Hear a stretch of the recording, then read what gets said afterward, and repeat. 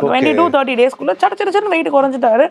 ஆள் டல்லாக ஆரம்பிச்சா எங்களுக்கு என்னன்னே புரியல. அண்ட் வந்து அந்த ஜாண்டிஸ்க்கான அந்த எல்லோயிஷ் எல்லாமே எங்களுக்கு தெரிய ஆரம்பிச்சு.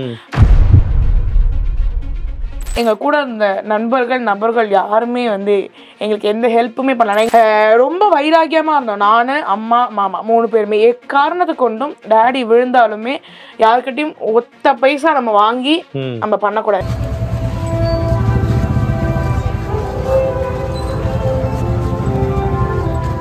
மாரல் சப்போர்ட் எங்களுக்கு பெரிய சப்போர்ட் வந்தது மாமா மட்டும்தான். அப்போ அந்த ஒரு ஆண் மட்டும்தான் எங்க கூட ரொம்ப பெரிய சப்போர்ட்டாக இருந்தார்.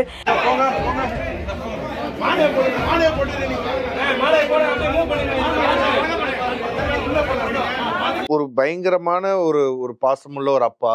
ஸோ ஒரு கொஞ்சம் காலகட்டத்துக்கு முன்னாடி நம்ம எல்லாருமே அதை ஃபேஸ் பண்ணோம். அம்மா வந்து ஒரு அம்மாவாக இருக்கட்டும், நீங்களா இருக்கட்டும், எல்லாருமே நின்று அப்பாவை மீட்டெடுத்து வந்தது, இதெல்லாம் அது ரொம்ப ஒரு எப்படி சொல்றது, எல்லாருக்குமே அப்பா எப்படி இப்படி உடல் மெலிஞ்சாங்க, அவங்களுக்கு என்ன ஆச்சு ஏதாச்சும் நடுவில் அந்த கிரிட்டிசிசமும் நிறையா வந்தது. அதில் இப்போ நாயகன் மீண்டும் வர அப்படின்ற மாதிரி வந்திருக்காருப்பா. ஸோ அந்த ஃபர்ஸ்ட் ஓகே அப்பாவுக்கு இப்போ உடம்பு முடியல அப்படின்னு சொல்லி எப்போ தெரிய வந்தது? ஆக்சுவலி ஃபர்ஸ்ட் கோவிட் அப்போதான் அப்பாவுக்கு ஜாண்டிஸ் வந்துச்சு. ஸோ அதனால ஃபர்ஸ்ட் வந்து எங்களுக்கு பெருசாக தெரியல. நார்மலாக கிராஜுவலாக அப்பா ஆக்சுவலி அப்போ வந்து வெயிட் ரெடியூஸில் இருந்திருந்தாரு. ஸோ வேற ஒரு மூவிக்காக வெயிட் ரெடியூஸ் பண்ணோம். அதுக்கு முன்னாடி அம்மா வந்து வெயிட் ரிடக்ஷன் ஸ்டார்ட் பண்ணிட்டாங்க.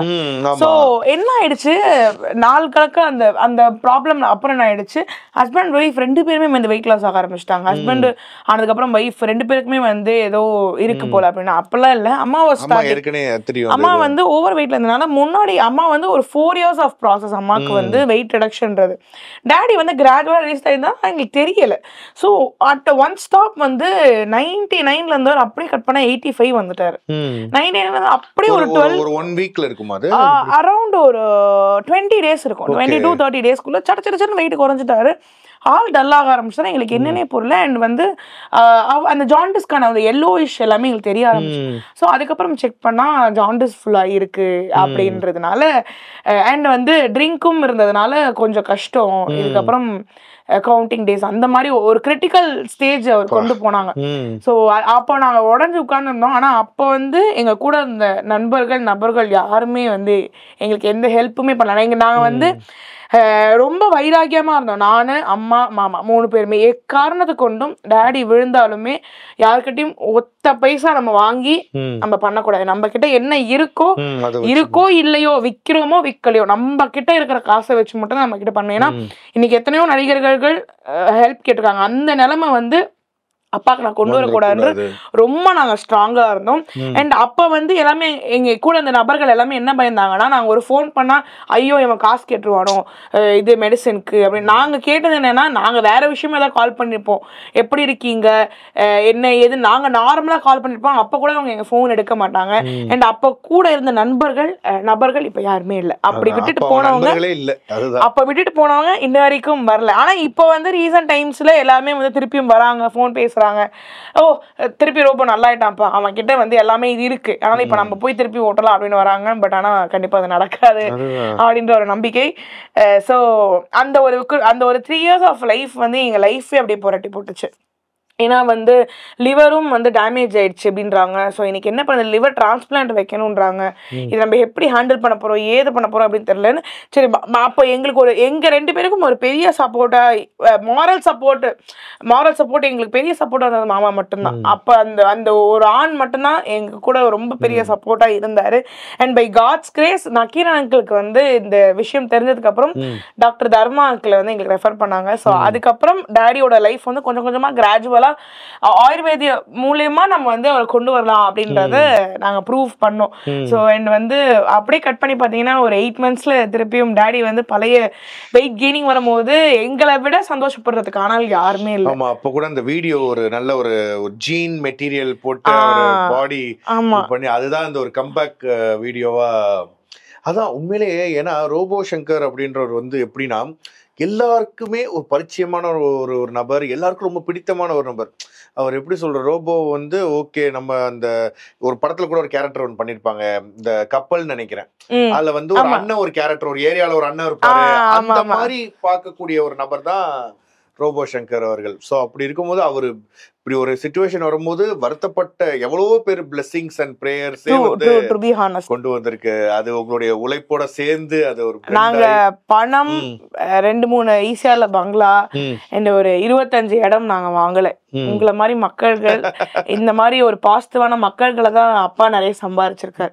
ஆனா அந்த டைம்ல நான் வந்து டாடிட்ட கத்துக்கிட்ட ஒரே விஷயம் வேணா, அவர் பாட்டுக்கு டிவி வீட்டுக்குள்ளேயே தான் இருப்பாரு, இங்கேயும் வெளில பெருசா போக மாட்டா அந்த டைம்ல. ஸோ வீட்டில் டிவியை பார்த்து யூடியூப் பார்த்தீங்கன்னா டாடியை வந்து ஒரு வீடியோ போட்டிருப்பாங்க யூடியூப்ல வந்து சோஷியல் மீடியாவில் எல்லாத்தையுமே போட்டிருப்பாங்க. அந்த வீடியோ பார்த்துட்டு அவர் சிரிச்சுக்கிட்டே இருப்பார். என்ன சரி உனக்கு கோவமே வரலையா? நான் எதுக்குமா கோவப்படணும்?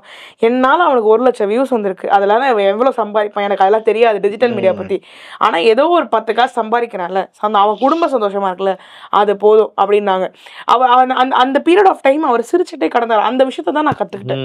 நான் அந்த விஷயத்த இதே நான் அந்த நிலைமை இருந்தேன்னா திருப்பி அந்த சேனலுக்கு கால் பண்ணி நீ எப்படி போடலான்ற ஒரு கோவம். ஆனா அவர் அதே வீடியோ ரிப்பீட் பண்ணி பார்த்துட்டு எப்படிலாம் போட்டிருக்காங்க பாரு, ஐயோ என்ன பாடிலாம் வருதாமே வீட்டுக்கு, என்ன எனக்கே தெரியாது அப்படின்னு அவர் அவ்வளோ ஃபன் பண்ணி அப்படி அந்த ஸ்டேஜ் அவர் கடந்தாரு. அண்ட் டாடியோட ஓல்டு எபிசோட்ஸ்லாம் அவர் பார்க்க ஆரம்பிச்சாரு. கலக்போதியார், அஸ்தபோதியார், கேபிஏ சாம்பியன்ஸ் எல்லாமே பார்த்தாரு. அந்த காமெடின்ற விஷயத்தினாலதான் அந்த பீரியட்ல வந்து அவர் வந்து கடந்து வந்தார். ஹீலிங் ப்ராசஸ் வந்து அந்த காமெடின்ற விஷயம், Vadivel sir comedy, Goundamani sir comedy, Vivek sir comedy, எல்லாரோட காமெடியும் பார்த்துட்டே இருந்தார். நாங்க எங்களுக்கு நான் பார்த்து ஆச்சரியப்பட்ட விஷயம் என்னன்னா, ஒரு நகைச்சுவை ஒரு மனுஷனை இப்படி மாற்ற முடியுமா, இவ்வளோ ஹீலிங் கொடுக்க முடியுமான்றது நான் அப்பாவோட விஷயத்துல இருந்தா நான் பார்த்துக்கிட்டேன். எல்லாம் பெரிய இதுதான். அண்ட் இப்போ வந்து அப்படியே பார்க்கும்போது இப்போ நம்ம நிறைய நம்ம இன்ஃப்ளூயன்சரிங் அந்த வேலையும் பண்றோம், இன்ஃப்ளூயன்ஸும் பண்றோம், ஆக்டிங் பண்ணிருக்கோம். ஸோ ரியாலிட்டி ஷோஸ் எதனால இப்போ இந்திரஜா வந்து நம்ம தமிழ் சினிமால ஓகே தவிர்க்க முடியாத ஒரு இடத்துல அப்படி இருக்கும்போது, ஸோ இதுக்கப்புறம் okay what is the next goal? இப்போ வந்து ஒரு ஆஃப்டர் 10 இயர்ஸ் நம்ம இதை ஒரு பிளான் பண்ணி கரெக்டாக பண்ணணும் அப்படின்ற மாதிரி ஏதாவது பிளான் இருக்கா, இல்லை ஏதாவது ஒரு டெஸ்டினேஷன் அந்த மாதிரி ஏதாவது யோசிச்சு? எனக்கு டெஸ்டினேஷன்றதை தாண்டி கண்டிப்பா என்னோட இண்டஸ்ட்ரிக்குள்ள வந்ததுக்கு அப்புறம் எனக்குள்ள பெரிய ஆசை என்னன்னா, எல்லா டைரக்டர்ஸோடையும் எனக்கு ஒர்க் பண்ணணும்னு ஆசை. இந்த டைரக்டர் படம் தான் பர்டிகுலராக நான் பண்ணுவேன் இல்லை, from debut to top directors வரைக்கும் எல்லாத்தையும் நான் கற்றுக்கணும், ஒர்க் பண்ணுறத தாண்டி கற்றுக்கணும் அவங்க கிட்ட அப்படின்றது தான் ஆசை. ஸோ அதுதான் என்னோட மேஜர் ஒரு டெஸ்டினேஷன், ஒரு கோலான்னு பார்த்தீங்கன்னா அதுதான். அண்ட் என்ன வந்து ஆஸ் ஆக்டராக நான் இன்னும் இம்ப்ரூவைஸ் பண்ணிக்கணும் நிறைய. இப்போதான் நான் கற்றுக்குட்டி இந்த பெரிய கடலில் நான் இப்போதான் ஒரு துளியா மீன் குடல ஒரு துளியாக நான் இப்போ தான் ஆட் ஆன் ஆயிருக்கேன். ஸோ நான் இன்னும் என்ன வந்து ஒரு ஆக்டராக நிறைய நான் இம்ப்ரூவைஸ் பண்ணிக்கணும்னு எனக்கு ரொம்ப ஆசை. ஸ்டோரிஸ் இப்போ வருது, பட் ஆனால் நம்மளுக்கு கொஞ்சம் செட் ஆகல, ரொம்ப டார்க்கா இருக்கு. சோ அதனால நம்ம வந்து என்ன எல்லாருமே ஒரு ஃபேமிலியா பாத்துறப்போ நம்ம அப்படியே ஃபேமிலியாவே ப்ராஜெக்ட் பண்ண போயிடும். பட் டார்க்கானா இப்போ எப்படி சொல்றது, ஏதாவது ஒரு எந்த மாதிரி பேட்டர்ன்ல வருது? டார்க் மூவிஸ்னா ரொம்ப அப்படியே ப்ராப்பரா நம்ம எல்லா விஷயத்தையும் டார்க்கா காமிப்பாங்கல்ல, அந்த மாதிரி ஒரு போல்டா பண்ணலாம். போல்டு அந்த மாதிரி கேரக்டர்ஸ் நம்ம பண்ணது ரொம்ப ஒரு மாதிரி டார்க்கா இருந்துச்சு. டிஃபரெண்டா ஸ்டோரிஸ் இருந்துச்சு, நம்மளுக்கு கொஞ்சம் செட் ஆகாதுன்றனால கொஞ்சம் ஜனரஞ்சகமான படங்கள் பண்ணிட்டு இப்போ வந்து நம்ம பாண்டியம்மா கேரக்டரா இருக்கட்டும், விருமன்ல பண்ண கேரக்டரா இருக்கட்டும், எல்லாமே ஒரு ஜனரஞ்சகமா மக்கள் பார்க்கக்கூடிய மக்கள்ல ஒருத்தரா பார்க்கணும் அந்த மாதிரி இது பண்ணிட்டு ஒரு அந்நியமா பண்றதுக்கு ஒரு எனக்கு அது கொஞ்சம் ஒரு பயம் இருக்கு. அதனால சோ அதான் கண்டிப்பா இதுவே நல்ல நல்ல ஸ்கிரிப்ட்ஸ் வந்து அதே மாதிரி சொன்ன மாதிரி 8 மந்த்ஸ்க்கு அப்புறம் ரெஸ்யூம் பண்ணி பண்ணணும் அப்படின்றத ஆசை வேண்டுகோள். இப்போ என்னன்னா நம்மளுக்கு வந்து ஏற்கனவே ஓகே நம்ம வந்து குழந்தை பிறந்தது பேசியாச்சு, கல்யாணம் நடந்த நிகழ்வுகள் பேசியாச்சு, அதாவது இந்த காதல் மலர்ந்த தருணம் வந்து நான் வந்து ரொம்ப நாளாவே கேட்கணும் அப்படின்னு நினைச்சிட்டு இருந்தேன் அந்த கதையை. ஏன்னா நம்ம அந்த ஷோல வரும்போது பேசணும்னு நினைச்சோம், அப்ப சில விஷயங்கள் பேசணும். பட் இப்போ வந்து நம்ம இந்த நேர்காணல் மூலமா ஆடியன்ஸ்க்குமே சொல்லிடலாம், மாமா வந்து எப்ப இருந்து லவ், எப்ப இருந்து 5 இயர்ஸா நான் ஆக்சுவலி ஃபர்ஸ்ட் லவ் மேரேஜ் தான், love cum arrange. So and வந்து we are family, friends cum family. இப்போ வந்து எப்படி உங்களுக்கு நான் எப்படி கன்வே பண்ணேன், இப்போ வந்து ஒரு தேர்ட் பர்சன் வந்து ஆஷிக் உங்க அண்ணாவா அப்படின்னா, இல்ல அவரு எங்க ஃப்ரெண்டு, நான் போய் அண்ணா அப்படிலாம் நான் சொல்ல மாட்டேன். ஆமா ஆஷிக் அண்ணா எங்க அண்ணா. ஸோ அந்த மாதிரி தான் மாமா வந்து இருக்கிறதுல யங்கஸ்ட் ட்ரஸ்ட் ஃபவுண்டர்னா மாமா தான். ஃபர்ஸ்ட் அப்துல் கலாம் சார் வந்து அவார்டு எல்லாமே வாங்கியிருக்காரு. ஸோ அண்ட் வந்து ரெகக்னேஷனும் கிடைச்சிருக்கு. அண்ட் வந்து சேவாரத்னா எல்லாமே மாமா வாங்கியிருக்காரு, டாக்டரேட் வாங்கியிருக்காரு. ஸோ அதனால மாமா வந்து ட்ரஸ்ட் வந்து இப்போயோட எங்களுக்கு வந்து 14 இயர்ஸ் ஆஃப் ட்ரஸ்ட் ஆரம்பிச்சாச்சு. தொடரும். ஸோ அதுல வந்து அம்மா ஃபர்ஸ்ட் அதுல வந்து ஒரு மெம்பரா இருந்தாங்க. ஸோ அப்படியே பழகி பழகி ஃப்ரெண்டு இப்போ ஃபேமிலி ஆயிட்டாங்க. தொடரும்னு பெருசா தொடர்ந்துகிட்டே இருக்கு. ஸோ அதனால மாமா அப்பத்துலேருந்து தெரியும். பட் ஆனால் லவ் பண்ண பீரியட் வந்து 2021 நாங்க மீட் பண்ணோம். 2021 நாங்க வந்து லவ் பண்ண ஸ்டார்ட் பண்ணோம். ஃபர்ஸ்ட் நான் தான் ப்ரப்போஸ் பண்ணேன். வெக்கத்துட்டு நான் தான் ப்ரப்போஸ் பண்ணேன். ஸோ அதெல்லாம் ஒரு ஜாலியா லவ் பண்றேன். ஆனா எனக்கு என்னன்னா எல்லா லவ்வர்ஸ் பார்க்கும்போது எனக்கு பொறாமையா இருக்குங்க. எல்லாரும் வந்து வெளியே வந்து தனித்தனியா போவாங்க, நிறைய டேட்டிங் போவாங்க. ஆனா எனக்கு என்னமோ நான் டேட்டிங் போனது எல்லாமே என் ஃபேமிலியோட தான். அது டேட்டிங்கே இல்ல ஆக்சுவலி வந்து ஃபேமிலி ட்ரிப் மாதிரி. நான் எங்க போனாலும் நானு மாமா அம்மா போவோம், இல்ல நானும் மாமா அம்மா அப்பா போவோம். மதுரை போனோம்னா நானும் அம்மாச்சி மாமா போவோம். இப்படிதான் எங்களோட ட்ரிப்பிங்கே இருக்கும். ஏன்னா நாங்க வந்து தனியா வளர்ந்துட்டோம், 2 பேருமே தனியா. ஏன்னா மாமா வந்து 6th படிக்கும்போது தாத்தா தவறினாரு. ஸோ அப்பத்துல இருந்து அவர் தனியா வளர்ந்தாரு. as a சிங்கிள் விமனா அம்மாச்சி வளர்த்தாங்க அவங்களை. ஸோ இங்கே நான் பாத்தீங்கன்னா அம்மாவோட அப்பா அம்மா தாத்தா பாட்டி இதுதான் என்னோட ஃபேமிலி. நான் வளர்ந்தேன்னா ஸோ நான் எங்களுக்கு தனியா போக போர் அடிக்கும். அதனால வந்து நாங்க எங்க போனா ஃபேமிலி ட்ரிப்பா தான் போவோம். அண்ட் வந்து அப்பதான் நான் நினைச்சேன் லவ் பண்ணோமா அப்பா நீ உங்களை ஃபேமிலியை பாருமா நான் என் ஃபேமிலியை பாருமா சொல்லாம அவரோட ஃபேமிலி தான் அது இன்னும் எக்ஸ்ட்ரா கேர் எடுத்து அந்த ஒரு ட்ராமேட்டிக் ஃபேஸ்ல இருந்து வெளில கொண்டு வந்தாரு. அதுக்கு வந்து அவர் பெரிய பெரிய பெரிய சப்போர்ட்டா இருந்தாரு. வெளில ஒண்ணு மட்டும் இல்லப்பா, குடும்பத்தையே சப்போர்ட்டா இருந்திருக்காரு. சோ எனக்கு அதான் ரொம்ப பிளெஸ்டா இருந்துச்சு. நான் திரும்பி பார்க்கும்போது அந்த ஃபேஸை வந்து நான் இன்னும் எனக்கு என் கண்ணிலே இருக்கு. பெரிய சப்போர்ட்டா இருந்தது அவருதான். கார்த்திக் அவரை பத்தி சொல்லணும்னா பழகுறது உண்மையா பழகுவார். அதுதான் ரொம்ப பிடிக்கும். அதாவது அது எப்படி ஒரு இன்ட்ரோவர்ட்டா இருந்தாலுமே யாராச்சும் ஒரு இன்ட்ரோவர்ட்டா இருக்காங்க அப்படின்னா அவர் எக்ஸ்ட்ரோவர்ட்டா வாங்க மாமா அப்படின்னு சொல்லி ஒரு உரிமை எடுத்து பழகக்கூடிய ஒரு நபர். அதனால அவருக்கு ஹேட்டர்ஸ் அப்படின்னு யாருமே இருக்க மாட்டாங்க. அவங்க சொல்லுவோம் அவர் நல்ல மனுஷன் அவரு அப்படின்ற மாதிரி தான் இருக்கும். ஐ அம் சோ பிளஸ்ட். அண்ட் நான் தான் ப்ரப்போஸ் பண்ணேன். இந்த 3 மாசம் அலைய விட்டார் அக்செப்ட் பண்றதுக்கு. அதெல்லாம் வேணாம் புள்ள கிளம்பு புள்ள அப்படின்ற மாதிரி. அவர் சொன்ன ஃபர்ஸ்ட் வார்த்தை என்ன தெரியுமானா, நான் எங்க அக்கா மாமாக்கு நான் துரோகம் பண்ண மாட்டேன், முடியாது அப்படின்னாரு. இல்ல மாமா நான் சொன்னா வீட்டுல கேட்டுப்பாங்க, அக்செப்ட் பண்ணிப்பாங்க. நான் ஒரு விஷயம் சொல்றேன்னா கொஞ்சம் காது கொடுத்து கேட்பாங்க. நான் என் அக்கா மாமாக்கு துரோகம் பண்ணவே மாட்டேன்னு சொல்லிட்டு 3 மாசம் ஒரு பீரியட் ஆஃப் டைம் எடுத்துட்டாரு. அதுக்கப்புறம் தான் ஒரு ஓகே சொன்னார். அதுக்கப்புறம் தான் வீட்டுல சொன்னோம். அதுக்கப்புறம் தான் வந்து ப்ராசஸே ஒரு மாதிரி டிஃப்ரெண்டா இருந்துச்சு. சோ என்ன சொல்ற ரியாக்ஷன் என்னவா இருந்தது ஃபர்ஸ்ட் சொன்ன உடனே? அம்மா சொன்னாங்க, அடி கழுத நீ என்ன இது என்கிட்டயும் முன்னாடி சொல்லிருக்கலாமே, அம்மா மாமா நான் லவ் பண்றேன் கல்யாணம் பண்ணுவேன், நீ எதுக்கு போய் அவன்கிட்ட சொல்லி அவன் என்கிட்ட சொல்லி இதுக்கு இப்படி வருது? அவர் வந்து டைரக்டா சொல்லியாச்சா? அண்ட் அம்மாச்சிட்ட பாத்தீங்கன்னா அம்மாச்சிட்ட வந்து மாமா சொல்லிட்டாரு, நான் சொல்ல மாட்டேன் அக்கா, நான்லாம் சொல்ல மாட்டேன், அம்மா ரியாக்ஷன் எப்படி வந்து தெரியாது, நீங்க போய் அம்மாட்ட சொல்லுங்க. அம்மா வந்து அம்மாச்சிட்ட சொன்னாங்க, நீங்க எதுக்குமா வெளியில தான் பொண்ணு தேடிட்டு இருக்கீங்க, நானே வீட்டுல ஒரு பொண்ணு வச்சிருக்கேன்னு. ஆமா இல்ல இதை மறந்து போயிட்டேன் எப்படி அம்மா 2 பேரும் பிடிச்சிருக்குன்றாங்க. சே என் பேத்தி என் வீட்டுக்கு வந்தாலும் சந்தோஷம் தானே, ஒன்னும் பிரச்சனை இல்லைன்னு சொல்லிட்டு இப்படிதான் இருந்துச்சு இவங்க reaction. And daddy was like மாமாப்பல சூப்பர் ஜாலிவா பண்ற. ஏன்னா ஆல்ரெடி அவங்க 2 பேருக்குள்ள ஒரு அழகான பாண்ட் இருந்துச்சு. சரி அது இன்னும் வந்து திக்காக ஆரம்பிச்சிச்சு.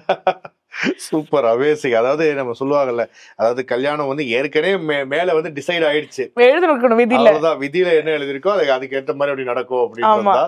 பட் சூப்பர், உண்மையிலே இது ஒரு அற்புதம். இது வச்சு வேற நிறைய பேர் வந்துட்டு ஐயோ இது சொல்லுவாங்கல்ல ஏஜ் டிஃபரன்ஸ் வேற பயங்கரம் அப்படி இப்படின்னு. அது இப்போ எனக்கும் என் ஒய்ஃபுக்கும் பாத்தீங்கன்னா ஒரு 5-6 வயசு டிஃபரன்ஸ். அது வந்து இட்ஸ் காமன். ஏன்னா இப்போ சொல்லும் போது அது ஏஜ் டிஃபரன்ஸ் அப்படின்றத தாண்டி சோ அது அப்படி இருக்கும்போது அது ஒரு குடும்பமே ரொம்ப அழகா இருக்கும். அவர் வந்து ஒரு குழந்தையா பாப்பாரு. அவர் வந்து அவர் வந்து ஒரு விஷயத்தை வந்து இன்னும் மெச்சூர்டா ஹேண்டில் பண்ணுவார் என்ன விட. ஸோ அண்ட் வந்து ஃபர்ஸ்ட் நான் இதுக்கு ஒரு பெரிய எக்ஸ்பிளனேஷன் என்னன்னா, ஏஜ் டிஃபரன்ஸ் இருக்கு, நீங்க எப்படி கல்யாணம் பண்ணீங்கன்னா இட் டிபெண்ட்ஸ் அப்பான் ஒரு பொண்ணோட அண்டர்ஸ்டாண்டிங் லெவல், மெச்சூரிட்டி லெவல்ல இருக்கு. அவ எந்த லெவல்ல மேரேஜ் பண்ணணும் எப்படி பண்ணணும்ன்றது என்னோட அண்டர்ஸ்டாண்டிங் லெவல், எனக்கு மெச்சூரிட்டி லெவல்ல எனக்கு அது வந்து கரெக்ட்னு தோணுச்சு, நான் பண்ணேன். இதுல பெருசா விமர்சிக்க யாருமே இல்லை. சொல்றவங்களோட வீட்டுல பாத்தீங்கன்னு வச்சுக்கோங்க, அவங்க அப்பா அம்மாவோட தாத்தா பாட்டி 20 வருஷம் டிஃபரன்ஸ்ல பண்ணிருப்பாங்க. அப்ப அதெல்லாம் அவங்க எங்க சொல்லுவாங்க. அண்ட் வந்து என்னை விட ஒரு பெரியவரா இருக்கனால இன்னும் ப்ராப்ளம்ஸோ இல்ல எந்த ஒரு சிச்சுவேஷனும் மெச்சூர்டா ஹேண்டில் பண்ணுவாங்க. கரெக்ட். ஏன்னா இப்ப பொதுவாவே இப்ப சொல்லுவாங்க ஒரு 3-4 வயசுல கம்மி பண்ணி ஏஜ் கம்மியா கல்யாணம் பண்ணணும்னு நினைக்கிறதுக்கு சில பேர் சொல்றது என்னன்னா, இப்போ வந்து 2 டைப் ஆஃப் பெர்செப்ஷன்ல யோசிக்க முடியும். ஓகே இவங்க ஒண்ணு சொல்றாங்க அப்படின்னா இவங்களோட தாட் ப்ராசஸ்க்கு இவங்க சொல்லுவாங்க. இப்ப 2 பேருமே சேம் ஏஜ்ல பண்ணும்போது அங்க நிறைய ஈகோ கிளாஷ் வரும். அது வந்து ரொம்ப கஷ்டம். அது வந்து ஏன்னா 2 பேருமே ஒரே வேவ்ல இருந்து ஒரே ஜெனரேஷன்ல வளர்ந்தவங்க இருக்கிறவங்களா இருப்பாங்க. அப்ப அது புரிஞ்சுக்கிறதுக்கே ஆமா சோ அப்படி இருக்கும்போது ஏஜ் டிஃபரன்ஸ் படி கல்யாணம் பண்றது இஸ் குட். குட். அதுதான். அண்ட் அதை பண்றதும் பண்ணாததும் அவங்களோட பர்சனல் சாய்ஸ். அதுக்கு வந்து நம்ம போயிட்டு ஒரு விமர்சனம் கொடுக்கணும்ன்றது அவசியமே கிடையாது. இப்போ இன்னொருத்தவங்க வந்து ஒரே ஏஜ்ல பண்றாங்களோ அவங்களுக்கு வந்து ரேப்போ கரெக்டா இருந்துச்சுன்னா அவங்க லைஃப் நல்லா ஆமா. இருக்கும். இப்போ இன்னொருத்தவங்க 15 இயர்ஸ் டிஃபரன்ஸ்ல பண்றாங்களோ அவங்களுக்கு ரேப்போ கரெக்டா இருந்துச்சு. It's depends upon their perspective and their என்ன சொல்ற மெச்சூரிட்டி லெவல், அண்டர்ஸ்டாண்டிங் லெவல் தான் இருக்கு. இதுல நம்ம விமர்சனம் பண்ணி என்ன பண்ண போறீங்க? உங்களுக்கு வாய்தா வலிக்க போகுது, இல்ல டைப் பண்ணி கைதா வலிக்க போகுது. கரெக்ட். அதுதான். அதாவது கல்யாணம் பண்ணிடுறீங்கல்ல போதும் அப்படின்ற ஒரு மைண்ட் செட்டுக்கு வாங்க. அது ஏஜ் சேம் ஏஜா இருந்தாலும் சரி, கொஞ்சம் டிஃபரா இருந்தாலும் சரி, பெரிய டிஃபரன்ஸ் இருந்தாலும் சரி, கல்யாணமும் நடக்குதுல, ஒரு இல்லற வாழ்க்கைக்குள்ள வரோம்ல, அவ்வளவுதான். சூப்பர். சோ ஸ்வீட்ரா.